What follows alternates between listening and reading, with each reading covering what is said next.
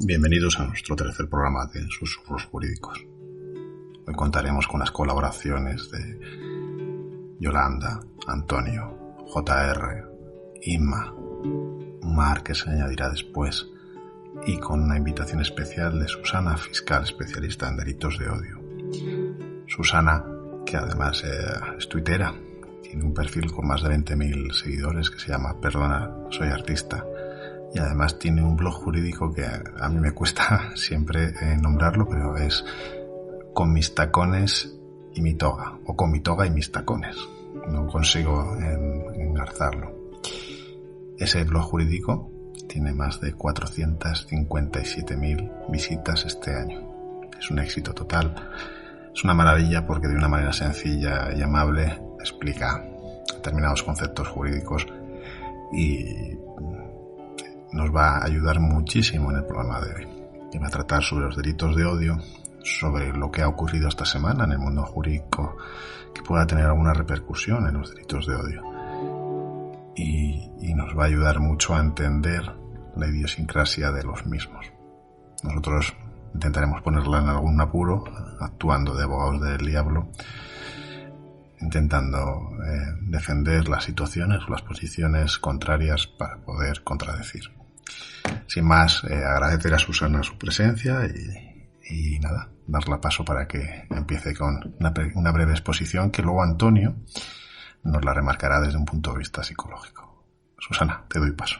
Hola, estamos aquí para hablar de, entre otras cosas, de delitos de odio. Los delitos de odio parece que todo el mundo sabe lo que son, pero luego a la hora de la verdad es un tipo que tiene muchos matices. Lo más importante es decir que no todos los tipos de odio, no siempre que se odia a una persona o a un grupo de personas se comete un delito de odio, y exactamente lo contrario, que para cometer un delito de odio no es necesario odiar. ¿Por qué? Porque esto es un tipo específico del derecho penal y lo que se exige es que se cometa un acto o se profiera una expresión que incite al odio contra un grupo de personas o contra una persona por pertenencia a un grupo por unos motivos tasados que hacen referencia a al origen, a la etnia, a la religión, al género, al sexo, a la orientación sexual y, bueno, solo en relación a las circunstancias que dice el Código. Estarían fuera, mientras que no se tramite una reforma que parece que estaba en trámite, lo relativo a la aporofobia, y también está fuera otros tipos de discriminación como la gerontofobia. El tipo un poco híbrido que queda en medio es el relativo a la ideología, porque salvo este, todos tienen en común que se ataca a un grupo vulnerable. Pero por razón de ideología, que se hable de un grupo vulnerable o no es más difícil, ¿no? Porque es más vulnerable una ideología a otra. La instrucción de la Fiscalía General del Estado, la 719, pone un ejemplo que la verdad es que se tildó de poco afortunado, y yo como ejemplo lo encuentro, la verdad es que puede encontrarse un poco afortunado, que incluso si se atacara a alguien de ideología neonazi por el tema de esta ideología, podría estarse cometiendo delito de odio. Quitado este supuesto concreto de la ideología, en el resto siempre se necesita que haya un grupo o vulnerable por razón de la pertenencia a ese grupo, como puede ser religión, orientación sexual, y que se le ataque para incitar al odio. Simplemente, para acabar esta pequeña introducción, decir que los delitos de odio se cometen tanto por acción como por expresión. Por acción es muy fácil, porque pegar una paliza a alguien por razón de su orientación sexual, ahora que estamos en la Semana del Orgullo por homofobia, por ejemplo, es muy fácil de identificar, pero cuando una expresión se profiere en redes sociales, la capacidad, la potencialidad del discurso de odio, la verdad es que es muy difícil. Y yo con eso termino esta introducción y ya abro el debate. Sí, gracias, Susana. Pero antes de empezar el debate, una pregunta tonta. A mí el ejemplo de los neonazis, igual estoy diciendo una barbaridad, no me parece malo. Es decir, nuestra tolerancia tiene que ser tan grande como para tener que tolerar eso. ¿No es un poco lo que puede significar la lucha contra los delitos de odio, o no? Sí, vamos a ver, yo estoy totalmente de acuerdo. Lo que pasa es que esa instrucción, que en realidad las instrucciones de Fiscalía son un instrumento jurídico dirigido a juristas para que los interpretemos. Cuando pasa a manos del gran público, claro, dio lugar a titulares como que la Fiscalía defiende los derechos de los neonazis. A eso me refería. Sí, no, te entendemos. Lo que pasa es que a mí me parece un ejemplo muy duro para... Los juristas lo entendemos, pero lo que dices, igual el público en general no. Antonio, yo sé que tú le quieres dar un toque a los delitos de odio psicológico, moral, si quieres te doy paso y nos explicas un poquito cómo lo ves tú. Ahora tienes que activar el micrófono, ¿vale? No sé si me oyes, Antonio. Ahora, Guille, ¿verdad? Vale, sí. Vamos a ver, mira, dentro del campo de las, porque vamos a ver, un delito de odio es un delito, entre comillas, como otro cualquiera, ¿no? Es decir, pero es un delito con unas características psicológicas un poco particulares, ¿no? Porque nace precisamente del odio a otra persona o a un grupo, fundamentalmente a un grupo, ¿no? Entonces, es curioso, pero a pesar de que a lo largo de la historia ha habido muchos episodios que podríamos encuadrar dentro de delitos de odio, aunque, por ejemplo, por poner en más, la gente puede ser más fácil para ello. Por ejemplo, lo que pudo ocurrir a la Alemania nazi, ¿no? Fue un genocidio, pero aparte, evidentemente, pues había debajo mucho delito de odio, ¿no? Sin embargo, es a partir de los atentados, de los grandes atentados del 11M, ¿no? Cuando se comienza a estudiar en la psicología social por qué ocurre esto, ¿no? Lo primero que nos damos cuenta es que, o sea, nadie odia cuando nace. Es decir, no hay ninguna persona que odia cuando nace. Luego ha de desarrollarse en un entorno social que le lleve a generar ese odio para que pueda construir ese delito, ¿no? Psicológicamente es bastante curioso porque el delito de odio, aunque va dirigido a una persona, la intención de hacer daño a esa persona es por la pertenencia a un colectivo, no en sí mismo se daña a esa persona, pero en función de un colectivo. Se le daña porque es homófobo, o se le daña porque es negro, o se le daña porque tiene una ideología política distinta a la tuya, pero realmente no late bajo la esencia el odio a una persona concreta, sino a un aspecto grupal, ¿no? Fundamentalmente se activan, o los psicólogos dicen que se activan tres emociones, que yo creo que es cierto, ¿no? Que son la ira, el desprecio, y en muchos casos es paradójico, pero es el miedo a aquella persona contra la que tú lanzas el delito de odio, ¿no? En definitiva, son prejuicios, pero esas tres características, ira, desprecio o miedo, siempre concurren en el delito de odio. Hay una cosa que me ha parecido apasionante, ya fuera del campo de la psicología, sino dentro del campo de la neurología, que se ha experimentado mucho. Sabéis que hoy en día te pueden ver perfectamente el cerebro y qué zonas se te activan cuando se produce una cosa o se produce otra. Se produce amor, se produce odio, se produce hambre, se te activan zonas del cerebro que son distintas a otras, ¿no? Pues los neurólogos, hay una opinión unánime, se ha demostrado empíricamente que las zonas del cerebro que se te activan cuando una persona es propensa o ha generado delitos de odio o se le provoca en ese momento, se activan exactamente las mismas zonas que se activan cuando algo produce asco, repugnancia o miedo. Y, por lo tanto, es un elemento muy, muy, muy primario, ¿no? Claro, debajo de todo esto, lo que late es la idea de qué podría servir para intentar acabar con, o al menos disminuir, estos delitos de odio, ¿no? Hay una cuestión que está clara y concluyo enseguida, que es que dentro de ese delito de odio hay una cuestión muy importante, que es que se ha deshumanizado a esa persona. No hay ninguna empatía con esa persona.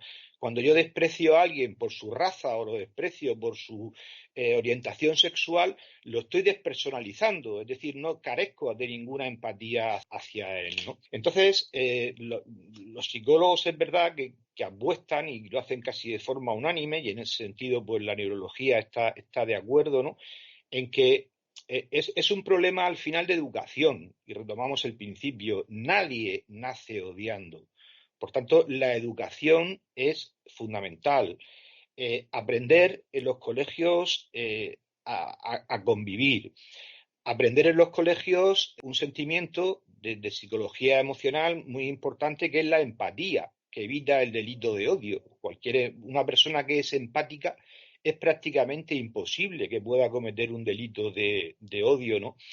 Y sobre todo intentar, desde que somos muy pequeños, porque son el germen de los delitos de odio, evitar aquellos comportamientos cotidianos de nuestra vida cotidiana infantil que puedan ser generativos de que seamos personas propensas a esa conducta. Luego, en definitiva, al final, resulta que lo más importante sería, desde un principio, la educación, ¿no? Sabes que ha habido intentos con educación para la ciudadanía, que ha sido imposible o tal, pero quizás sería muy importante alguna forma de arbitrar en los colegios, alguna forma de entendimiento de todo esto, de convivencia, de derechos, para que fueran evitables, aparte de otras cuestiones, estas que son los delitos de odio. Yo recuerdo cuando estudiaba en el colegio que había una escala, una pirámide de educación, que decía que el colegio educa en un 20, un 30% y el 70% es la familia. Eso nos lo enseñaron en el colegio y recuerdo que se me quedó grabado, es decir, la mayoría de la formación y la educación que recibes la recibes de la familia. Pero enlazando un poquito con el orgullo gay, Imara, te doy la palabra, simplemente miedo, desprecio, ira y orgullo y conocimiento. Son las 5 palabras que yo había escrito. Es decir, muchas veces el miedo y con las personas homosexuales o gays nos pasa. Es decir, puede que nos produzca miedo el contacto porque no tenemos esa relación. Esto suena muy mal decirlo, pero y eso provoca una reacción de desprecio, ira a determinadas personas por el miedo que les provoca. Y eso, ¿cómo se combate? Como decía Antonio, con formación, con conocimiento. Yo creo que los homosexuales, el Día del Orgullo Gay ha hecho mucho bien en el sentido de que ha provocado un conocimiento de lo que es el movimiento, de lo que sufren, de cómo es, y les hace sentirse orgullosos y sacarlo más a la vista. Yo no sé, Inma, enlazo con eso para que tú me hables un poquito más de todo esto que seguro que... A ver, mira, enlazando, precisamente voy a empezar por lo que has terminado tú, porque el tema del Día del Orgullo Gay o darle visibilidad al colectivo sí creo que ha hecho mucho y creo que aún nos queda mucho camino, pero eso me está recordando a una cosa que ha pasado esta misma semana. No sé si todos, bueno, creo que como todos estamos en redes lo hemos visto. Si habéis visto la campaña de correos, se han puesto unos buzones con los colores de la bandera LGTBI, en redes ha sido súper polémico. Ha sido, para mí, sorpresa, muy polémico. No me parecía que tuviera mucho sentido. Claro, cuando ves que algo no tiene sentido, no sé qué hacéis vosotros, pero yo, bueno, pues me pongo a ver las opiniones de todo el mundo. Y claro, a mí lo que me chocaba es que algo que para mí estaba normalizado o entendía normalizado, como tú has dicho, que en la época en la que estamos en la Semana del Orgullo o que estamos en estas celebraciones, es normal este tipo de cosas, ¿no? Para visibilizar, para que lo invisible es lo que no podemos luchar contra ello, ¿no? Entonces, en este caso, me pareció una campaña muy acertada de correos y que fue criticada además, en principio, por motivos económicos. Cuando empiezas a ahondar en lo que dice la gente, te das cuenta que eran motivos económicos, que realmente estábamos en lo mismo de siempre. Era un problema de discriminación, porque seguramente si lo hacemos de cualquier otra cosa y le ponemos a los buzones la bandera de España, pues nos habría encantado a todos la campaña, creo, o a mucha gente le habría gustado la campaña. Me refiero a algo que no suena mucho, ¿no? Pues pensando en el Mundial de Fútbol, por ejemplo, para que no sea más claro cuál es el ejemplo y sea muy, muy de extremo, ¿no? Pues si nos ponen los buzones con la selección de fútbol, seguramente todos habríamos estado encantados y a nadie se le hubiese ocurrido polemizar con algo tan sencillo como que es visibilizar un colectivo que efectivamente sufre una discriminación. Empezando por ahí. Y sigo y enlazo con las redes y con lo que dice Antonio del tema de la educación. Pues al fin y al cabo, cuando hablamos de delitos de odio, esos grupos vulnerables tienen una especial protección. Recordemos que estamos hablando de derecho para gente que no nos entiende, pero también tenemos compañeros que nos escuchan. Todos sabemos que el derecho penal es el último ratio y el último lugar donde debemos ir a discutir cosas, pero cuando se incluyen los delitos de odio en el Código Penal es porque evidentemente hay un problema social de base que hace que eso se incluya, porque realmente está sucediendo algo tan grave en la sociedad para que el derecho penal tenga que intervenir.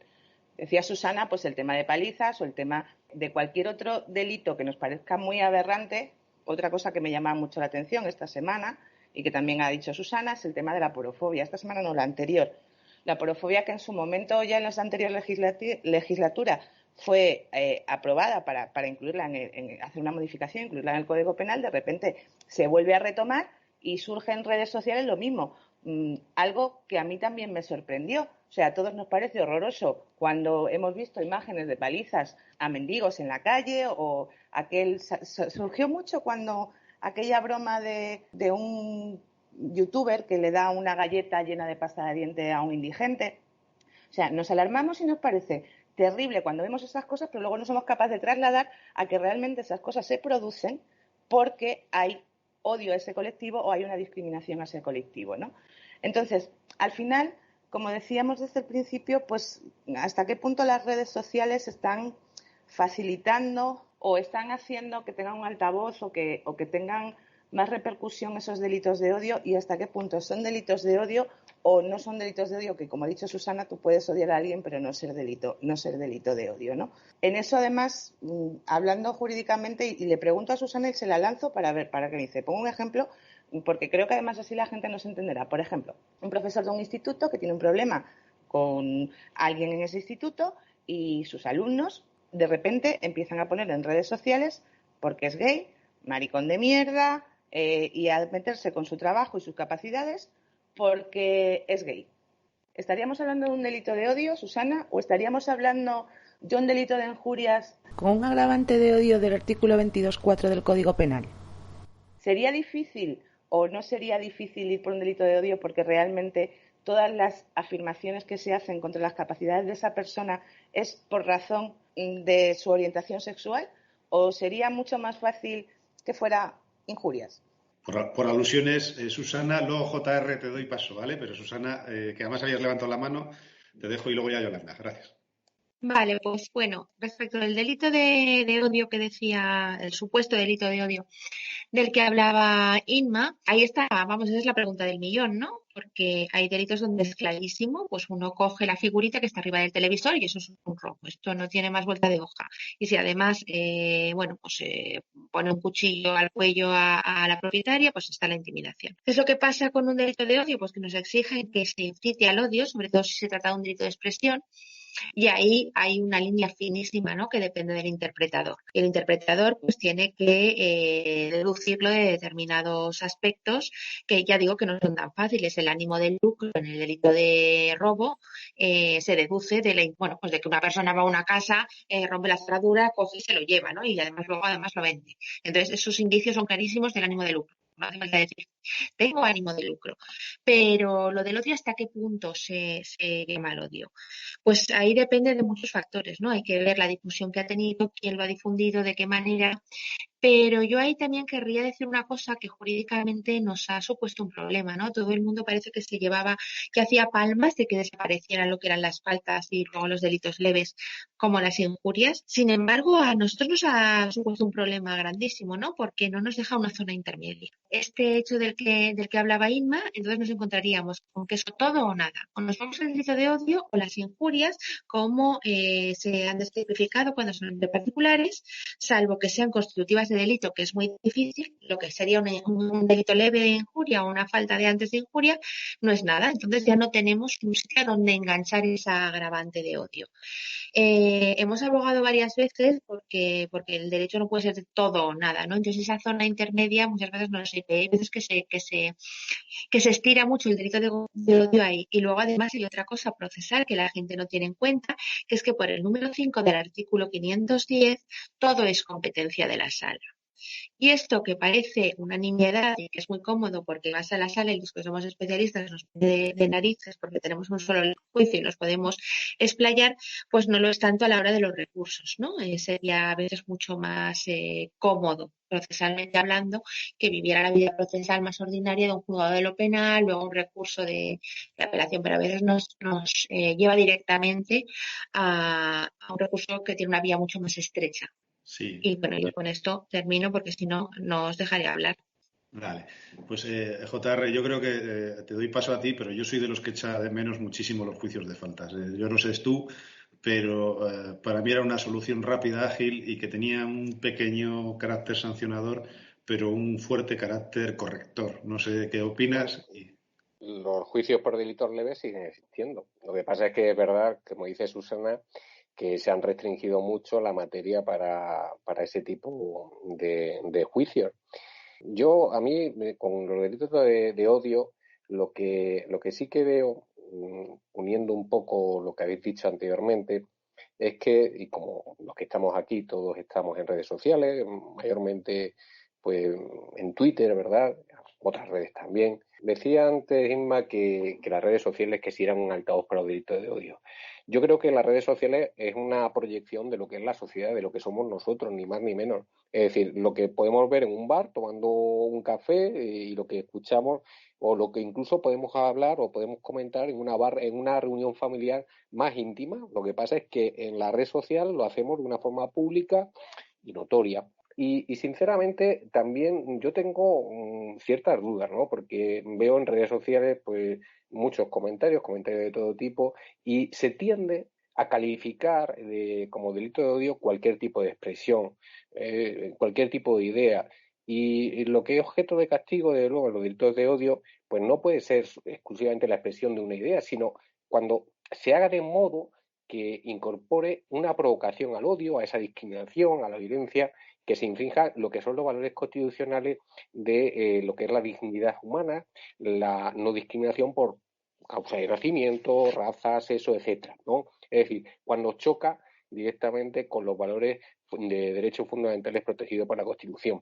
Y es decir, se exige un plus, no solamente cualquier idea que se proyecte va a ser un delito de odio, como bien decía pues Susana, y tendemos o se tiende a cualquier expresión llevarla por el ámbito del derecho penal, por el ámbito del delito de odio. Y yo creo que, en efecto, si hubiese en el ámbito jurídico penal, porque puede haberse una colisión entre lo que es el derecho de la libertad de expresión y el derecho a la dignidad humana, que es, digamos, una de las causas que protege, el bien jurídico que protege el delito de odio, ¿verdad? Pues posiblemente nos encontremos con ciertos caracteres que nos dan lugar a que entendamos que hay delito de odio cuando realmente no hay un delito de odio, sino estamos ante un ámbito de libertad de expresión desafortunado, que a lo mejor tiene encuadre en otro tipo jurídico, pero no en el tipo de delito de odio. Sí, Yolanda, te voy a dar la palabra, pero esta semana nos hemos encontrado con el famoso vídeo de un tirador en un campo de tiro metiendo tiros a fotos de políticos. Entonces, no sé si tú quieres opinar sobre eso o si no, luego lo pasamos y lo introducimos para luego, ¿te parece? Tú terminas con lo que me querías exponer ahora y luego pasamos, si queréis, a analizar eso desde un punto de vista jurídico, igual haciendo un poco de abogados del diablo todos y Susana haciendo un poco de fiscal. Entonces, a ver qué opinamos, ¿vale? Yolanda, te doy la palabra. Sí, no, lo que os iba a comentar es que, aparte de todo lo que habéis hablado, yo creo que en todos los delitos de odio hay un componente también de grupo de apoyo. Porque una persona sola, en un momento determinado, todo lo que estáis hablando de las redes sociales, es como que se van viniendo arriba a medida que hay un grupo cada vez más fuerte que va apoyando lo que él opina, remachando, pues sí, tienes razón, y además esto, y además lo otro, y además lo de más allá. Y es que, no sé si fue ayer o antes de ayer, leí una frase que es que se engaña más fácil a un colectivo que a una sola persona.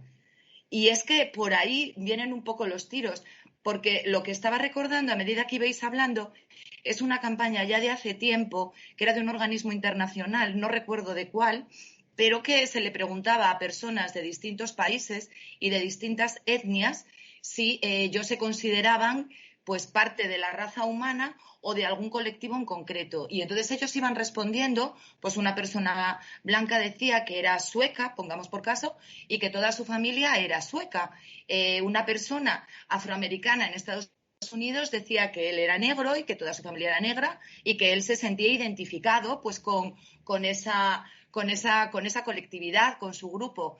Y resulta que se les hizo una prueba genética a todos y había, creo recordar que era un 20% de material genético idéntico en todas las personas. Entonces se sorprendían, luego se les exponían los resultados y se sorprendían. Entonces, un poco el tema de la empatía que había lanzado Antonio y el tema de la educación viene relacionado con eso.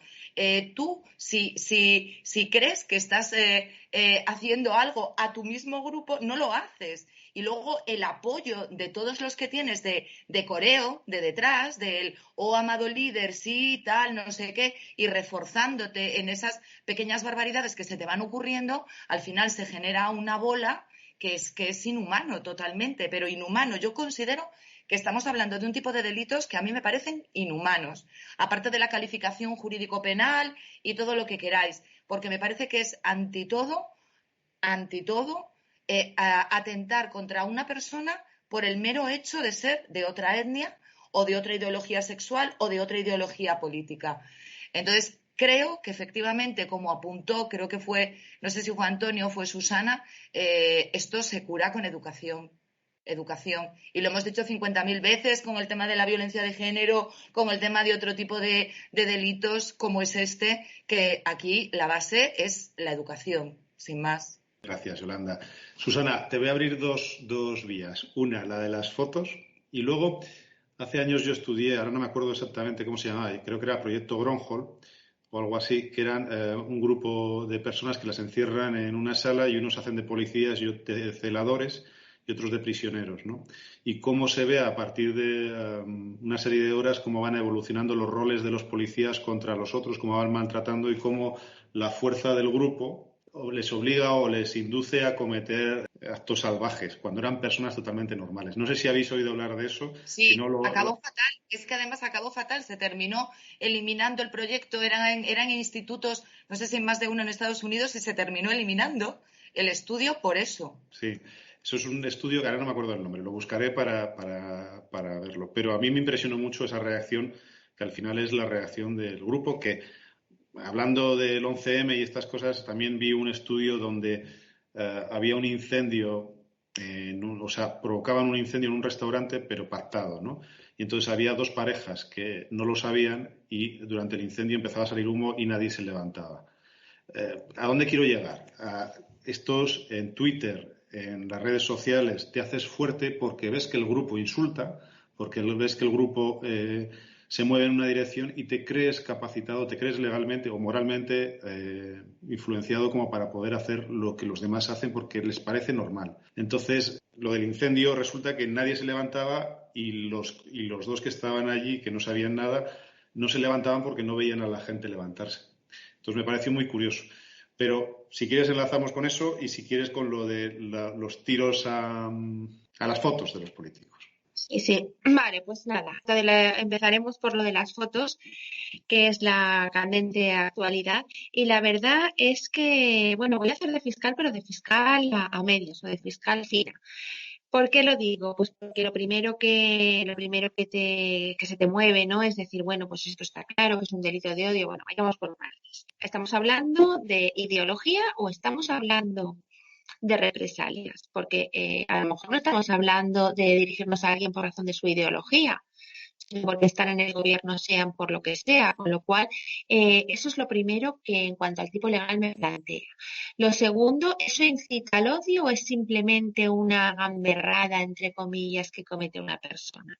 Pues habrá que ver sobre todo, yo el vídeo lo he visto por encima, pero cómo se difundió, cómo va acompañado. Antes te apuntaba el hecho de que fuera Pablo Iglesias, creo, el que lo hubiera difundido, si tenía claro que tiene influencia.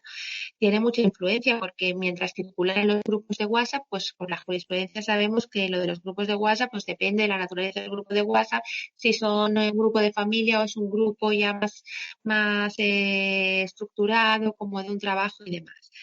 Pero aparte yo me planteo en cuanto al propio hecho. ¿Estamos ante un delito de odio o estamos ante un delito tocante al de odio pero que no lo es? Me estoy refiriendo al delito del artículo 504, que es el de amenazas a miembros del gobierno.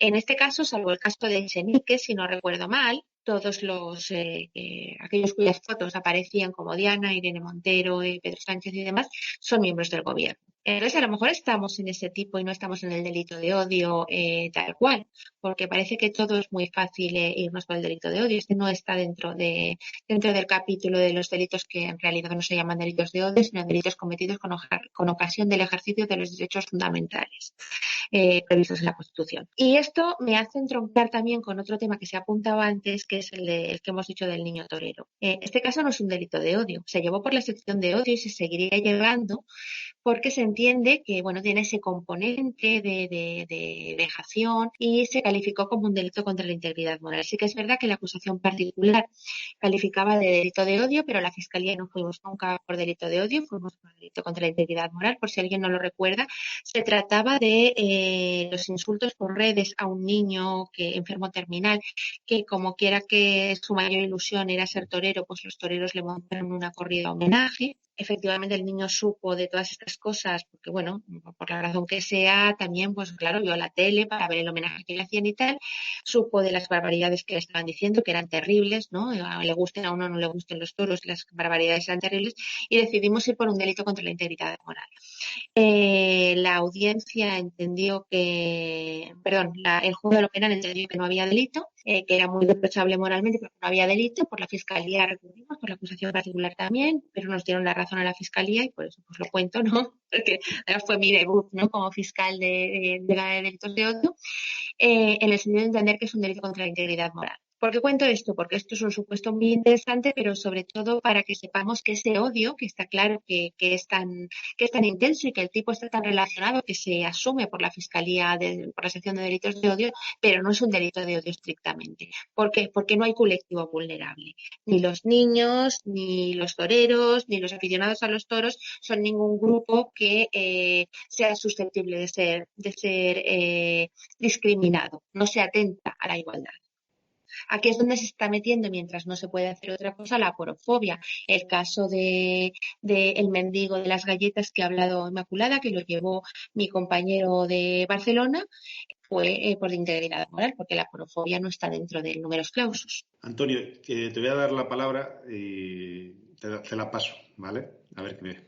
Llevas un poco de retardo, entonces por eso no te preocupes. Cuando inténtalo, y si no le paso a JR, me la ha pedido también. Simplemente, bueno, estamos hablando de delitos de odio, pero bueno, los ha explicado perfectamente, como no podía ser de otra manera Susana, ¿no? Pero también estamos hablando del odio que puede generar a esos delitos, ¿no? Y JR sacaba a colación el tema de las redes sociales, ¿no? Y el odio que se genera en ocasiones a partir de ahí o que se intenta difundir, ¿no? Yo creo que es un poco porque se utiliza a propósito.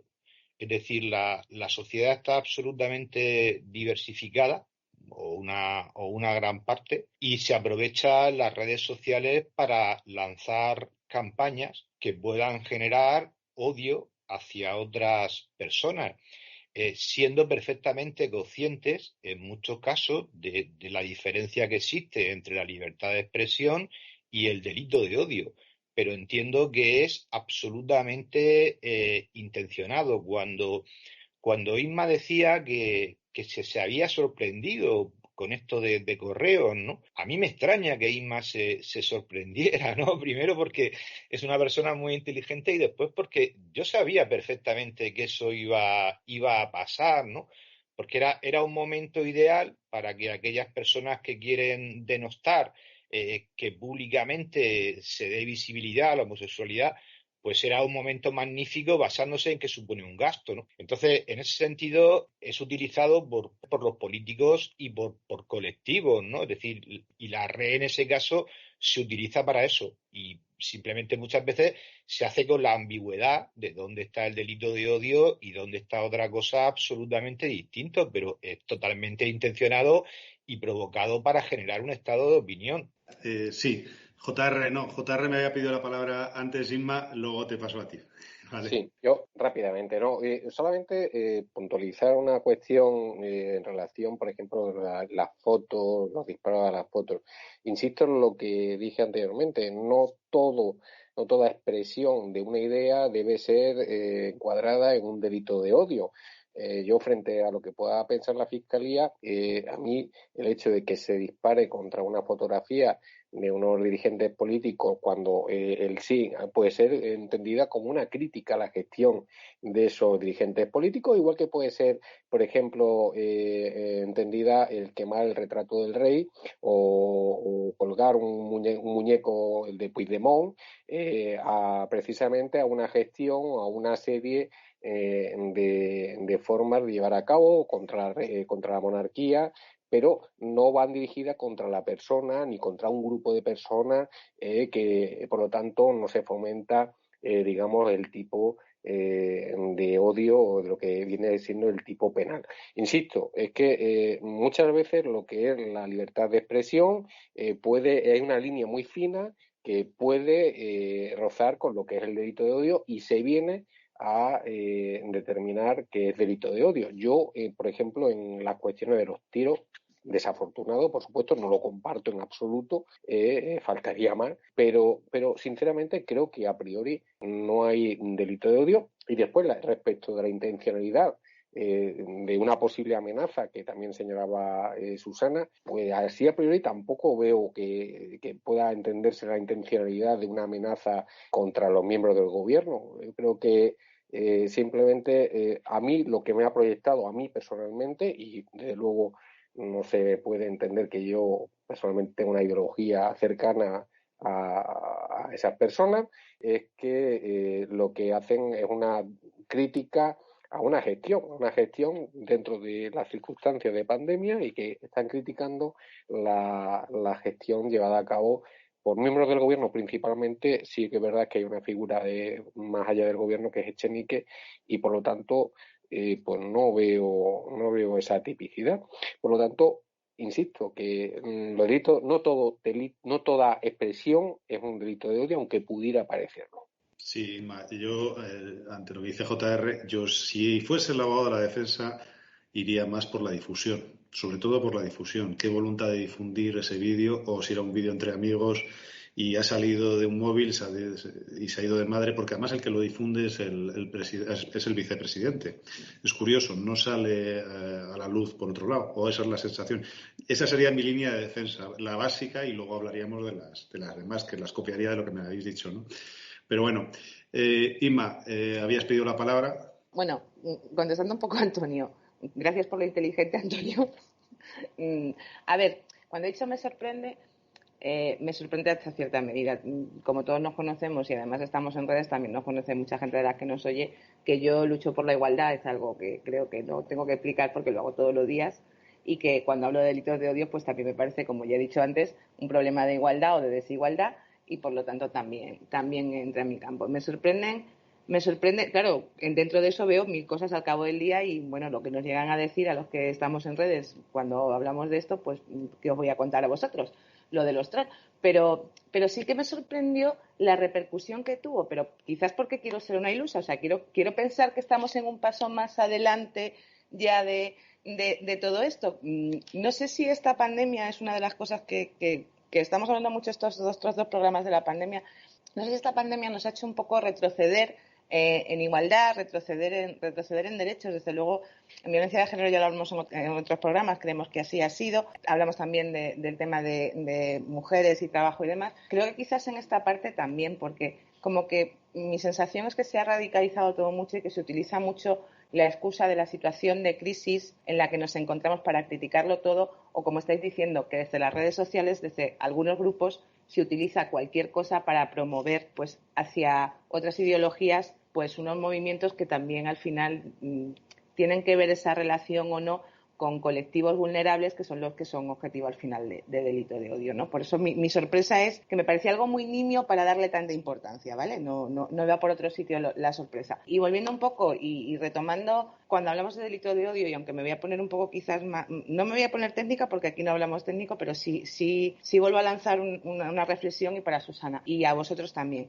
Yo no sé si cuando os llegan al despacho o cuando os ha llegado al despacho algún tema de ese tipo, como el ejemplo que yo he puesto antes o cualquier otro, la gente viene muy convencida de que es un delito de odio.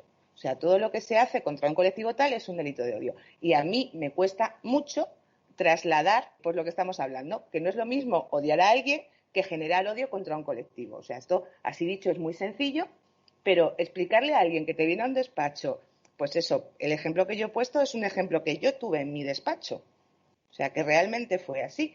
Y me costó mucho hacer entender que por mucho que yo quisiera y entendiera que había un trasfondo que podía ser, yo entendía que lo que se había hecho tenía que ver con la difusión en redes que se hizo, porque se hizo a través de Instagram, en un ámbito de trabajo, circuló por un montón de sitios, tenía mucho más que ver eso y tenía que ver mucho más quizás con la moral que con un delito de odio, ¿no? Y luego otra parte que también me parece muy importante, que creo que todos estamos señalando, pero que no terminamos de ponerle el nombre y que siempre estamos hablando de la fina línea, en estos delitos es muy, muy, muy importante la prueba y esta parte también es muy difícil de trasladársela a quien llega o a quienes tenemos que trabajar con delitos de odio. Susana más que ninguno de nosotros, ya que es fiscal especializada, pero bueno, además a nosotros cuando nos llegan a los despachos, la prueba para acreditar este tipo de delitos me parece que es la gran complicación en estos temas. No sé si coincidís conmigo o no coincidís en lo que estoy diciendo. Sí, Susana, te voy a dar paso.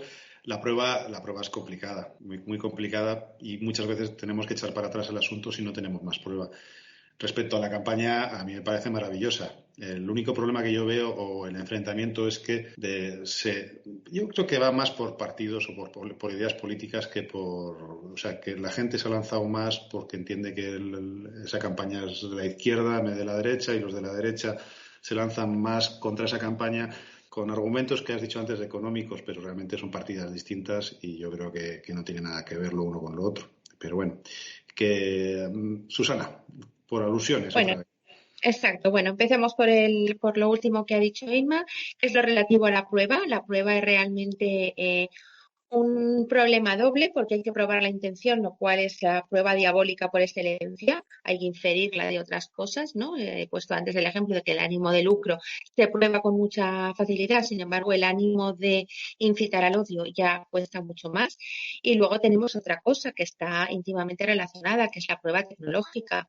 No olvidemos que, que nuestro derecho no está preparado con esa ley de enjuiciamiento criminal del siglo XIX para las realidades, por más que le metan parches, y que luego además las redes sociales, Facebook o Twitter, colaboran entre 0 y -10. O sea, tú te pones muy chula de voy a mandarlo a Silicon Valley, y en Silicon Valley sí, te responden, te dicen que eso es ejercicio de la libertad de expresión, y como no sea unas tetas al aire o alguien que le están matando a alguien, no te dan ningún dato. Con lo cual, pues tienes que ir a otras cosas como la dirección IP y demás, que no siempre se saben, ¿no?, quién se ha abierto esa cuenta. Eso en cuanto a la prueba.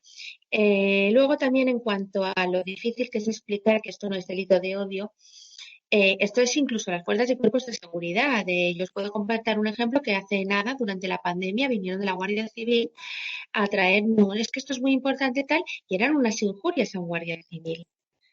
Claro, explicarle a esta persona y ser de algún grupo especializado que esto no es delito de odio, claro, si a gente que trabaja en esto no se puede, pues imaginemos a un particular, ¿no? Y luego la cantidad de veces que tenemos que oírnos o que leernos en redes. ¿Y dónde está la fiscalía cuando pasa esto? Pues la fiscalía está en su sitio, haciendo lo que debe hacer, que es respetar el principio de legalidad, que a veces cuesta porque el hígado te pide, ¿no?, actuar. Esto es todavía más duro cuando es un grupo, ¿no? Pues una asociación de derechos LGTBI, de antigitanismo, demás, que se sienten, si el hecho les dices que no es delito porque está dentro de la libertad de expresión, se sienten como si les estuvieras defraudando, ¿no? Y es muy difícil explicarlo. A mí me gusta mucho intentar utilizar la vía intermedia, ¿no? Decirle, bueno, pues esto no es delito, pero es una infracción administrativa, vamos a ponerlo en conocimiento de determinado organismo, para que no se vayan de fiscalía con la sensación de que no hemos hecho nada. Y ahora quería irme a otro tema que también se ha sacado a colación, que es el de la difusión. Me acordaba al respecto del tema que no es exactamente delito de odio, pero es primo hermano por la naturaleza, que es el enaltecimiento del terrorismo. En el caso del concejal Zapata, en Madrid, que la verdad es que le costó el puesto que tenía dentro del Ayuntamiento de Madrid, esos tuits que hizo insultando a Irene Villa, cuando la propia Irene Villa dijo que no se sentía insultada. Estos tweets eran de 4 años antes de cuando se sacaron a la luz y nadie los había visto. ¿Cómo vamos a enaltecer algo, a difundir una idea si nadie ¿Quién la difundió en realidad? La difundió el periodista que estuvo haciendo una saca en su tele y sacó esos tweets de hace 4 años. Al final, esto se archivó, pero bueno, esta persona pagó por hacerlo. Desde luego que me parece de un gusto lamentable, no estoy defendiendo que se hagan estas cosas, pero sí que es verdad que a veces la difusión la hacemos, quien lo hacemos público de otra manera, porque si no, no hay difusión. Si una cosa tú se la mandas a tu hermana en WhatsApp y por lo que sea tu hermana la publica en Facebook, aquí no te pueden acusar de estar difundiendo, por más que sea una barbaridad. Si queréis, damos un giro, ¿vale? Porque Susana el otro día colgó, estábamos hablando de qué temas hablar esta semana y se nos adelantó porque nos colgó el 21 de junio un tuit sobre los chascarrillos jurídicos o los errores más típicos. Me estaba riendo porque lo estaba revisando ahora hace un ratín y una de las cosas que dices que son muy curiosas, la de si te cae una pena de menos de 2 años no entras, si tienes más de 70 años no entras en la cárcel, cosas de esas. Vamos a intentar difundir un poco el derecho básico para que la gente sepa que hay muchas cosas que no se pueden decir, otras que no son reales y que bueno, que las vemos en el día a día. A mí, yo voy a empezar por lo más sencillo, si os parece, y luego ya nos reímos un poco de las cosas que escuchamos. Estoy aburrido de escuchar en los programas de televisión lo de te voy a meter una denuncia civil o te voy a meter una querella civil. Entonces, un poquito de eso, todos lo hemos vivido. A mí me han pedido la viruta varias veces. Entonces, no sé qué se os ocurre, qué cosas nos podéis contar o qué chascarrillos. JR, que me está pidiendo la palabra, es el primero. Yo os digo, yo para empezar creo que es que estamos influenciados en España, como en todos los países casi de Occidente, con la cultura americana. Y entonces la cultura de Estados Unidos, para ser exacto. Y esa cultura estadounidense que hace que veamos series, que veamos películas, que leamos libros producidos por autores estadounidenses y demás, hacen que asumamos parte de su acervo cultural y también de la práctica jurídica que allí se desarrolla. Y eso llega también a la ciudadanía. Y tanto es así que llega a la ciudadanía que yo personalmente, cada vez que tengo un cliente, vamos a ir a juicio, y supongo que vosotros también, pues les explicáis cómo va a ser el juicio. Cómo va a ser, cómo se actúa, cómo actúa el abogado, cómo es la sala, que nosotros no estamos de pie, que generalmente estamos sentados, llevamos toga, y le explicamos todo. Y la verdad es que muchas veces se sorprenden, pero no va a haber un jurado. No, en este tipo de juicios no hay jurado, es muy restringido. El juez, el juez hay que llamarle de alguna forma, bueno, dirigirse al juez como su señoría, no honorable, no sé cuánto, ¿verdad? Y desde luego explicarle claramente todo lo relativo a cómo se hace un juicio en España, que difiere bastante o en gran parte de cómo se hace en Estados Unidos. De hecho, otra de las cosas que veo y que afecta, aparte de esa de las series americanas, es el ámbito de Internet. El ámbito de Internet que hace que la gente adopte toda una serie de ideas preconcebidas sobre lo que es la justicia y sobre lo que es el desarrollo de la abogacía en particular y la justicia en general, ¿verdad? Y de hecho, eso de decir, pues no le concedo el divorcio, ¿no? No le concedo el divorcio y no le voy a conceder. Yo eso lo he tenido en mi despacho, a un señor que me decía todo serio, no le concedo el divorcio a mi mujer, ya puede ponerse como quiera. Y claro, yo cuando le decía, no, mire usted, eso no es así. Yo es que lo he leído en Internet, me decía, lo he leído en Internet, que si uno no quiere, no le concede el divorcio y por lo tanto seguimos casados. Bueno, pues yo creo que entre lo que la gente lee en Internet de una forma desafortunada y lo que recoge de películas y series americanas, sobre todo estadounidenses, pues se entiende o se tiende a tener una idea equivocada, insisto, de lo que es la justicia en general y lo que es la abogacía o el desarrollo de la abogacía en particular. Y que nosotros, como abogados, pues tenemos abogados y también en el Ministerio Público, el fiscal, que aquí tenemos una representante, pues seguro que más de una vez se ha encontrado en sala pues con problemáticas o con situaciones así. Y son situaciones de verdad bastante jocosas, ¿no? Y el otro día, el viernes pasado, sin ir más lejos, le dijo el juez a un testigo, ¿jura o promete decir la verdad? Y dice, juro y prometo. Lo dijo así todo serio, todo solemne, juro y prometo. Y dice, no, oiga, solamente o jure o prometa, ¿no? Y es así.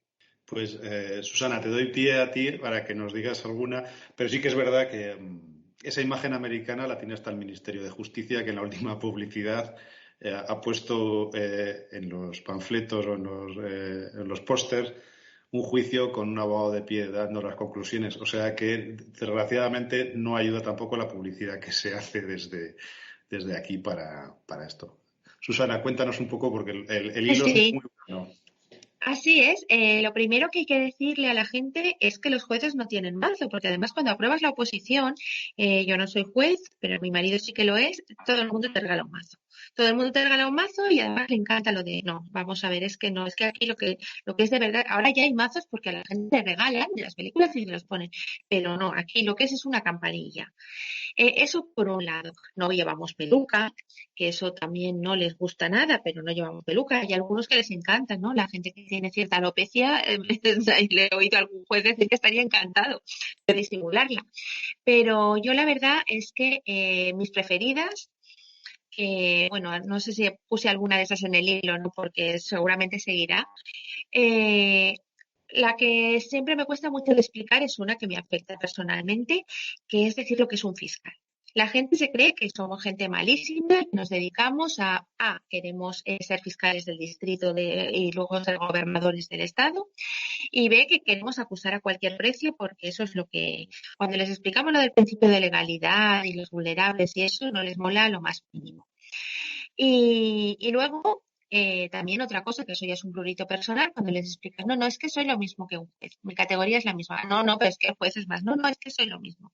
Es que mira, verás, el estatuto dice que en honores, tratamientos, la toga, no, es que él es más. Cuando dices narices, es que cobro lo mismo y dicen, bueno, entonces igual va a ser que sí, ¿no? Ya si les dices que en ocasiones cobras más, ya los dejas totalmente descolocados. Y ahora va mi preferida de todas estas cosas, es que viene en muchos programas, esto que se le dice una a otra. Te voy a poner un alejamiento. Y vienen y me dicen, es que le he puesto un alejamiento. Digo, mira, usted no ha puesto nada, que esto lo pone el juez o no lo voy a... O le he quitado el alejamiento y vienen porque han quebrantado, porque están convencidos que ellos han quitado el alejamiento. Pero y cuando alejamiento me llaman que le he puesto un autodescarmiento, es que a mí me encanta. Yo no puedo aguantarme la risa. Hay veces que me tengo que contener y hacer un ejercicio importante de respiración. Y bueno, ahora con la mascarilla aún podemos disimular un poco más, pero la verdad es que cuesta mucho. Pero lo del autodescarmiento, pero esto, aparte de la cultura audiovisual americana a la que he hecho referencia muy acertadamente JR, vamos a ver, lo que llamo yo todología o el cuñadismo es importantísimo. Yo tengo gente que me ha preguntado algo y le he dicho, esto es así. No, es que no es así, es que me lo ha dicho mi vecino de Quito. Bueno, ya, pero es que su vecino de Quito no trabaja en juzgado. Pero es que él sabe mucho y me lo ha dicho, bueno, pues mire, vaya a ser su vecino del Quito a ver si le lleva el asunto. Y esto lo vemos a diario, tener que discutir con gente que les está diciendo ya cuando la que lo ha dicho es Belén Esteban o Jorge Javier Vázquez, pues ya muérete, pero está pasando. Pues bienvenida Mar, que acaba de conectarse, pero estamos hablando de chascarrillos de los juzgados. Ahora te dejo, le voy a dar la palabra a Antonio, que está por ahí, y Mar, en el momento que puedas te conectas, y si no tienes micrófono, que creo que me lo estás gesticulando, pues lo dejamos para otro momento. Antonio, que te he tenido un poco ahí apartado, cuéntanos si estás por ahí. Sí, lo que me encanta y además me parece muy divertido porque me ha pasado últimamente bastante, es lo de ya se pondrán en contacto con usted mis abogados. O sea, como si fuera a tener uno un pelotón de abogados que viene encima, ¿no? Es decir, cuando yo, le digo, bueno, no podemos llegar a un acuerdo, ya establecerán contacto con usted mis abogados.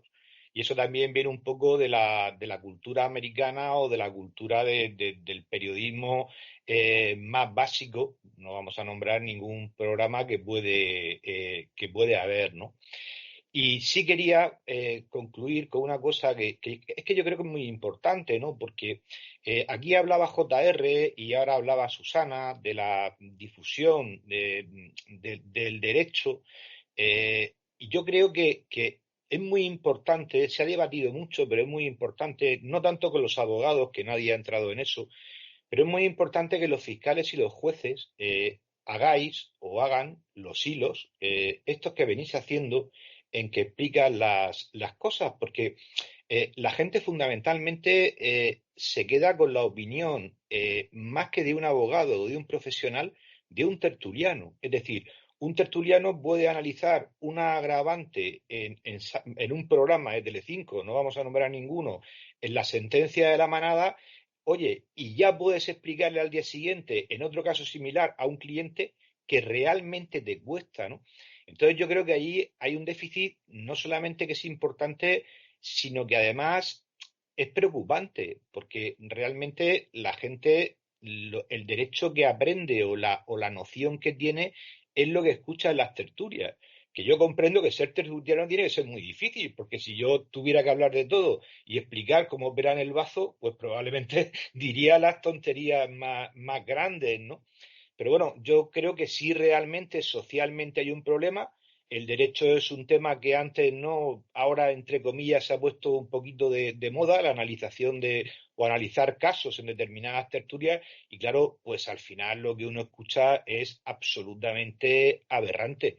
El problema es que eso genera opinión y ahí hay un problema que es muy importante.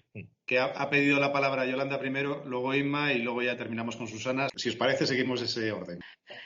No, yo solo quería, así en plan chascarrillo total, que muchas veces, evidentemente, todo esto de la normativa que teóricamente debe de simplificar lo que es el lenguaje jurídico, sí que muchas veces nos la debemos de aplicar un poco todos, porque seguramente nos ha pasado lo de se afirma y ratifica y te contestan, no, no, no, no, no, yo digo lo mismo que dije.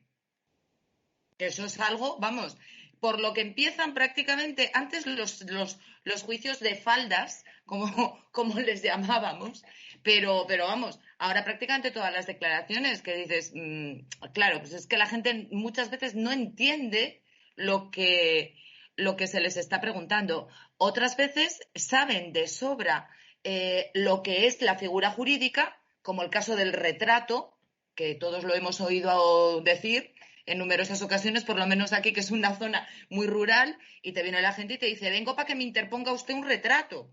Y saben perfectamente lo que es, pero bueno, lo llaman retrato.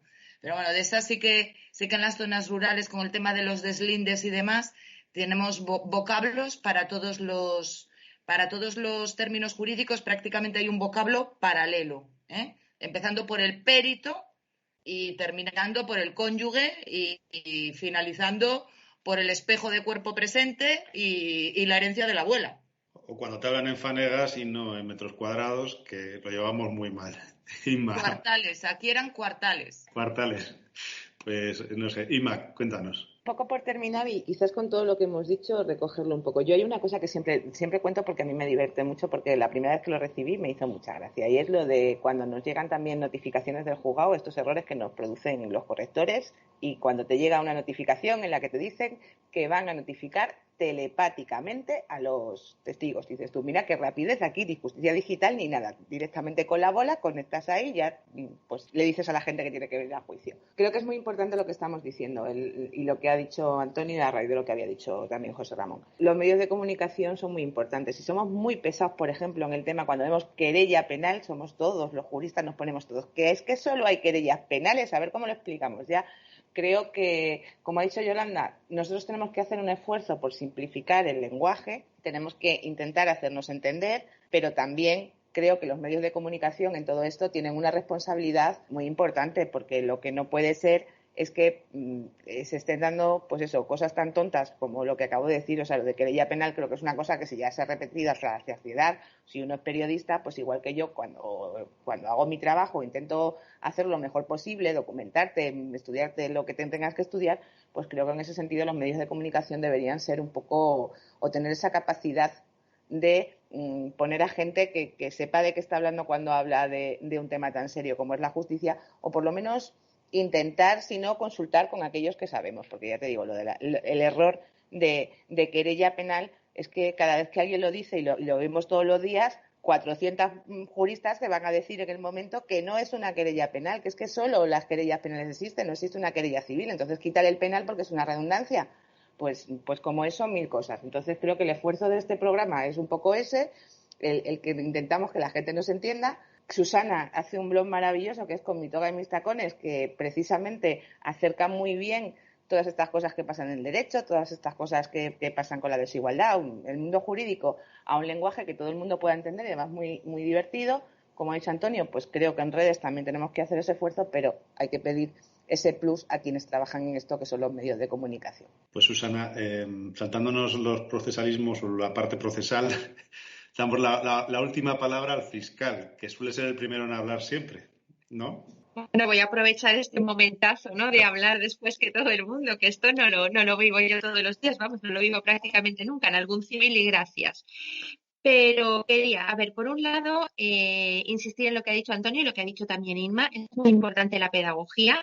Es muy importante, además, que la gente lo entienda, pero además que lo entiendan los nuestros, ¿no? Yo cuando empecé con el blog, la gente se metía conmigo, pero me refiero a jueces y fiscales, pero como que era una cosa muy superficial, tal.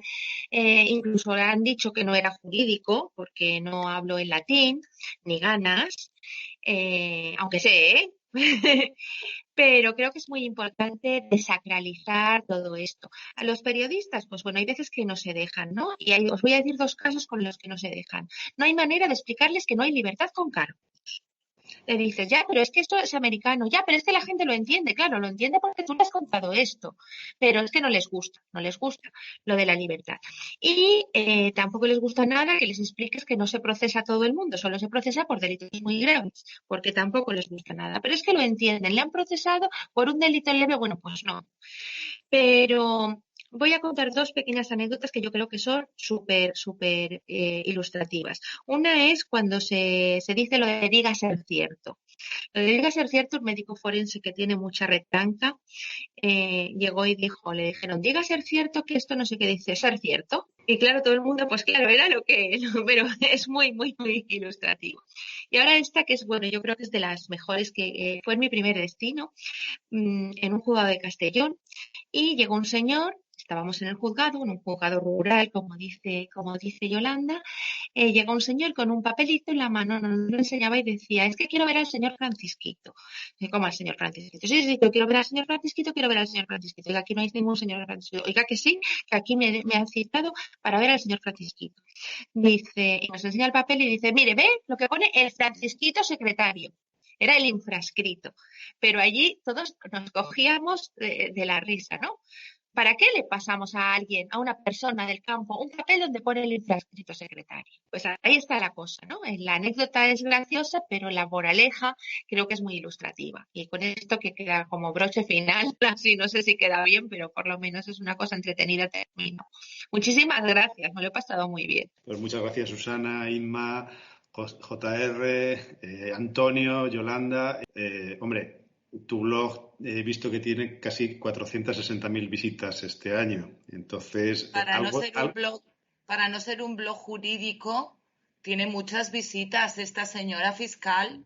Con lo cual quiere decir que llega a la gente y la gente lo entiende y le resulta fácil. O sea, que enhorabuena y nada, muchas gracias.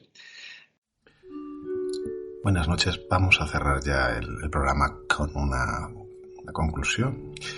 Vamos a coger... Os hemos dejado un enlace abajo sobre Tiempos de matar, que es una película de Matthew McConaughey, de Samuel L. Jackson, Kevin Spacey, una peliculón para los que somos abogados, donde se trata el tema del racismo.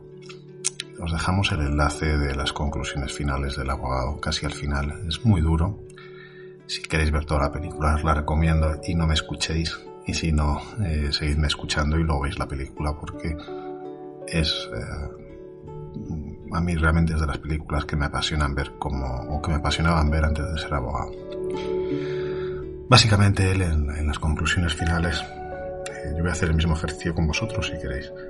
Básicamente él en las conclusiones finales les pide a todos los miembros del jurado que cierren los ojos. Y eso es lo que os pido a vosotros, cerrad los ojos.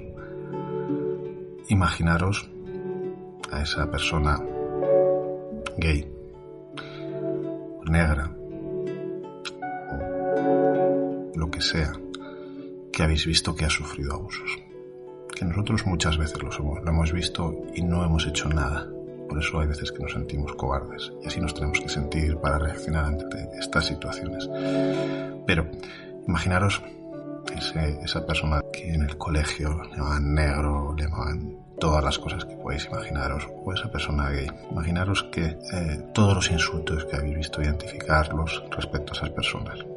Y ahora pensad que es vuestro hijo, que es vuestro hermano, que es vuestra madre. Empatizar con todo ese sufrimiento y empatizad con todo lo que han pasado. A ellos posiblemente no lo puedan superar o lo superen de una manera o incluso les haya forjado el carácter para hacerles más fuertes.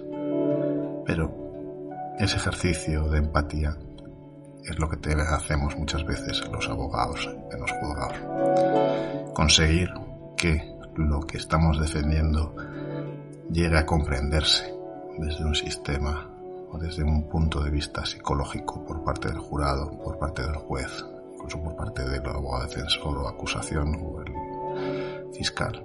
Si conseguimos llegar, conseguimos comunicar, conseguimos que entiendan lo que esa persona ha pasado, el procedimiento tendrá más visos de ser ganado o de que se haga justicia. Buenas noches.